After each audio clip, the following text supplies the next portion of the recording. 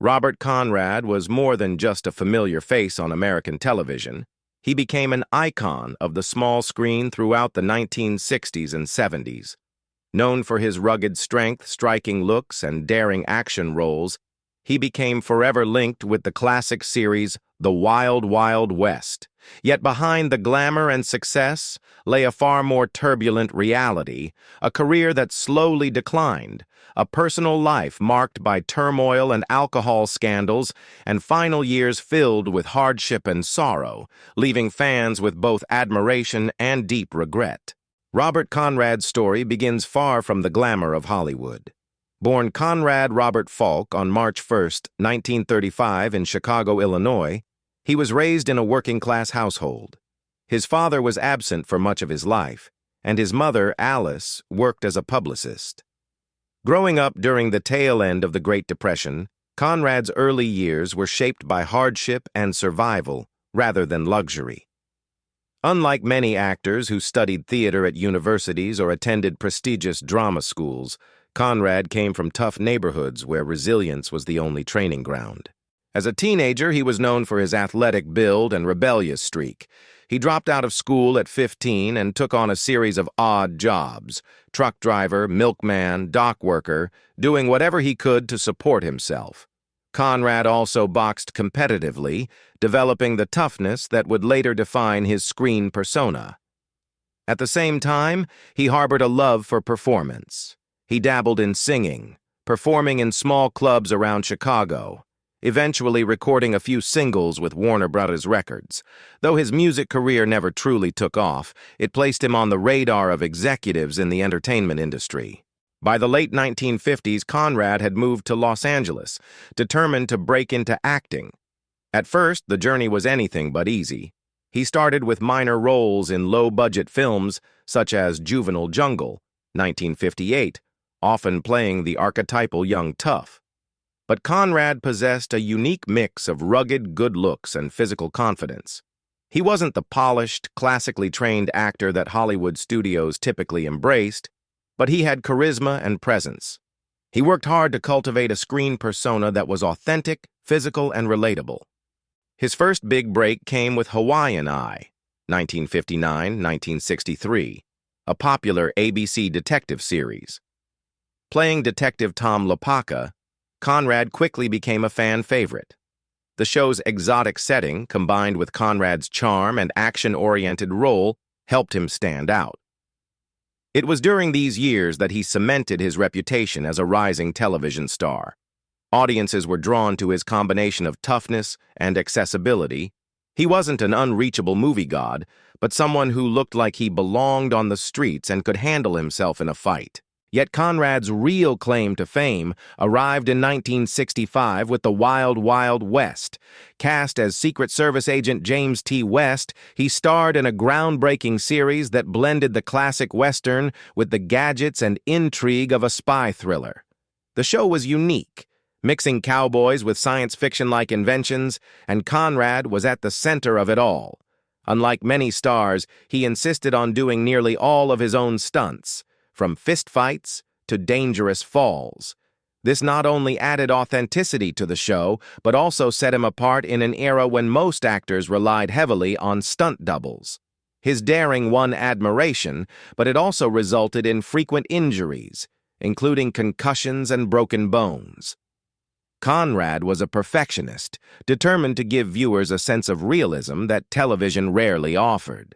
The Wild Wild West was a cultural phenomenon, running for 4 seasons and turning Conrad into a household name. He became synonymous with masculinity, adventure, and bravery. During the height of the show, he graced magazine covers, gave interviews, and became one of TV's most bankable stars. In the 1970s, he carried that momentum into projects like Ba Ba Black Sheep, later syndicated as Black Sheep Squadron, a World War II drama where he played fighter pilot Pappy Boyington. Once again, his physicality and bravado carried the role, solidifying his image as Hollywood's go-to tough guy. But beneath the charisma and success, Conrad carried the weight of his working-class roots and a fiery temper. His determination to do things his way, his unwillingness to back down, and his combative personality were both his greatest strengths and seeds of later tragedy. He had built himself into a star through sheer grit, but that same grit would eventually work against him. As Robert Conrad enjoyed fame in the 1960s and 70s, he embodied a new archetype for television heroes, fearless, physical, and uncompromising. Yet behind the scenes, Hollywood was shifting. Film stars dominated the cultural landscape, and despite his television success, Conrad struggled to break into major movie roles. He longed to be recognized not just as a TV actor, but as a serious film star. Unfortunately, the industry wasn't eager to cast him beyond his established image. While he earned roles in films like Murph the Surf, 1975, and Sudden Death, 1977, they failed to make an impact. By the late 1970s, his star power was already beginning to wane. Conrad's personality also contributed to challenges in his career.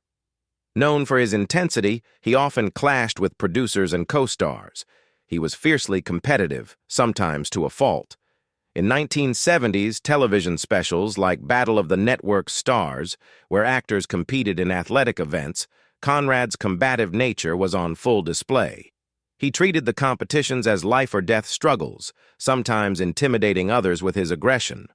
While audiences enjoyed the drama, industry insiders began to view him as volatile and difficult to work with. As the 1980s approached, Conrad found himself increasingly typecast.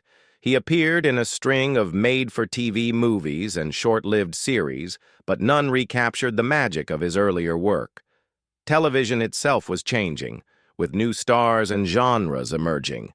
The tough, stunt-driven hero archetype that Conrad perfected was gradually replaced by more nuanced characters, leaving him struggling to adapt. In his personal life, Conrad faced his own challenges. He married his first wife, Joan Kenley, in 1952 when he was just 17 years old. The marriage lasted 25 years and produced 5 children, but it ended in divorce in 1977. Later, he married actress Lavelda Fan, with whom he had 3 more children. Though he was devoted to his family, Conrad's career pressures and fiery nature made his personal life turbulent. His children later described him as a disciplinarian, a man of intense pride and sometimes difficult to live with. By the 1990s, Conrad was largely absent from the spotlight. He made occasional appearances, but his career was no longer thriving. For a man who had once been one of the most recognizable faces on television, this was a bitter reality. The same toughness and stubbornness that fueled his rise now left him ill-suited for reinvention. He remained fiercely proud of his past accomplishments, but struggled with the reality that Hollywood had moved on. Then came the darkest chapter of his life. On March 31, 2003, Conrad was involved in a devastating car accident in the Sierra Nevada foothills. Driving under the influence of alcohol, he collided head-on with another vehicle. Conrad was seriously injured, suffering extensive nerve damage that left him partially paralyzed. The driver of the other car was also severely injured. Conrad was charged with drunk driving, convicted, and sentenced to 6 months of house arrest, 5 years of probation, and alcohol counseling. For a man who had once built his reputation on physical strength and daring stunts, the accident was catastrophic, not only physically but emotionally and professionally. The incident tarnished his public image and effectively ended his career. Conrad, once the fearless James West, was now confined to limited mobility, reliant on rehabilitation, and publicly shamed for his actions. The tragedy was not just the accident itself, but what it symbolized: the fall of a man who had defined himself by his independence and toughness, brought down by his own recklessness. After the 2003 accident, Robert Conrad's life changed irrevocably. Once known for sprinting across sets, leaping from horses, and performing daring stunts, he now faced daily struggles with limited mobility. He spent much of his later years using a wheelchair or cane, a sharp contrast to the energetic persona fans remembered. For someone whose identity had been built on strength and self-reliance, the adjustment was painful. Friends noted that while he tried to maintain his trademark bravado, the physical toll of his injuries and the emotional weight of public disgrace haunted him. Conrad largely retreated from Hollywood in the years following the accident. He occasionally granted interviews, reflecting on his career with a mix of pride and regret. In these moments, he remained candid. He acknowledged his mistakes, particularly the drinking and the accident, but also defended his legacy as one of television's toughest leading men. Despite the controversies, he maintained a loyal fan base who remembered him not for the tragedy, but for the indelible roles he played. Privately, he leaned heavily on his family. His 8 children and numerous grandchildren became his primary source of joy. Though his marriages ended in divorce, he remained close to his children, who often spoke of him as a strict but loving father. In his later years, Conrad enjoyed spending time at home, away from the relentless pressures of Hollywood. Yet the once vigorous man could not escape the steady decline of his health.